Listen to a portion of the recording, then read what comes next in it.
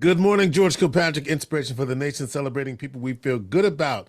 Of course, we're brought to you by the United Nation, owners of the Turning Stone Enterprises. Don't you know that they have a 30-year, not 30 years, they've been around for 30 years, and they have an Turning Stone Evolution.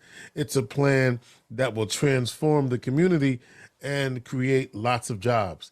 Maybe a job that you want on enterprises.com to find out more information. We have got a great show for you today. Of course, our good friend Vicki Brackens is in the house, and we have a special guest today.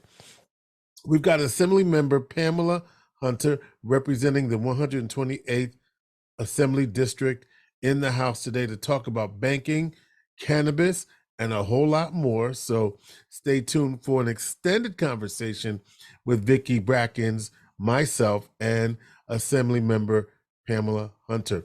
But then it's all about the Dream Summit. Last week, and last year too, I had the pleasure of joining El Java, Abdul Kadir, and Eli Smith for the Dream Summit. They are the co-founders of this wonderful event that brought some of the brightest minds. And just think about this, right?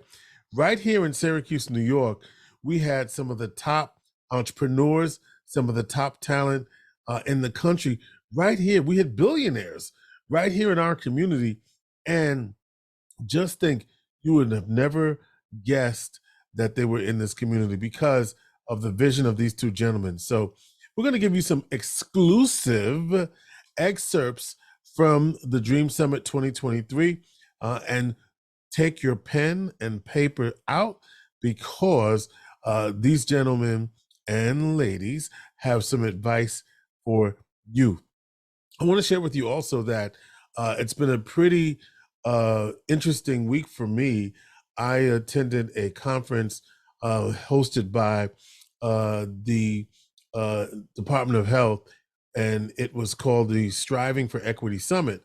And the goal of the summit, or the goal of the work in general, is rape prevention and education, right? How can we make our community safer, especially as it relates to sexual violence?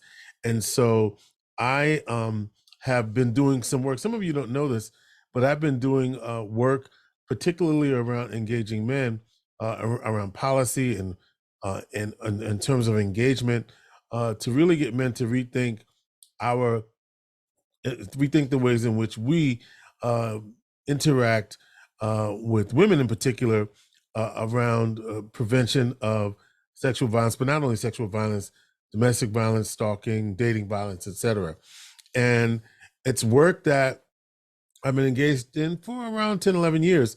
I've always considered myself an ally, but actually being involved and engaged in this work as a consultant, working with the Philadelphia Phillies, or training at the national level with the Office of Violence Against Women, I've really sort of carved a niche. And it's very, it's obviously challenging because we have to combat social norms and other attitudes that get in the way of us being able to really create the community-wide strategies that's going to make this thing not just women doing the work, but men and all others in the community, and non-conforming and gender non-conforming individuals, non-binary individuals as well. And you say, well, why do we have to say all these different titles? Because these are people who are humans, who are walking this earth, that we need to include in our conversations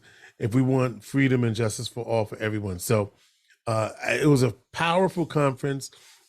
What I really liked mostly about it was that we've now redefined health equity as, making sure that everybody's got access to healthy outcomes, especially when it comes to preventing relationship violence. Now, here's the key, and this is what I love. This is right up my alley. Part of that includes embedding in our work and in our conversations an anti-racist strategy, right?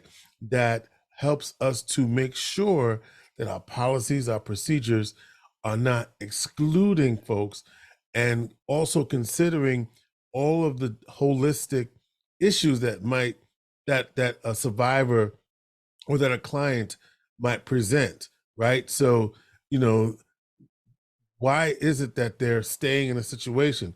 Well, let's look at all of the different situations um, that they might be facing in their life. Anyway, so it's sort of a comprehensive approach that looks at the whole individual and the whole person. So I'll have more to say about that because I want to share with you that this is part of the work I'm doing. I mean, I do this work, and I love bringing you the best conversations, and I also love the fact that I'm doing leading edge work with other men in the nation like Russ Funk and Tony Porter and Jackson Katz and Don McPherson.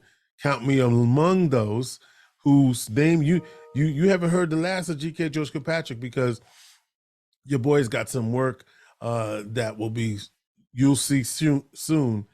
That's more of a prophecy and an affirmation. I don't know what that work is going to be, but I'm on the forefront, is what I'm telling you, of a movement to help create an equitable society where our children, our daughters, and our sons, and our moms are safe, and that's what the work that I'm doing. All right. With all of that being said, if you're on the radio, you know what happens next. It's time to check your money.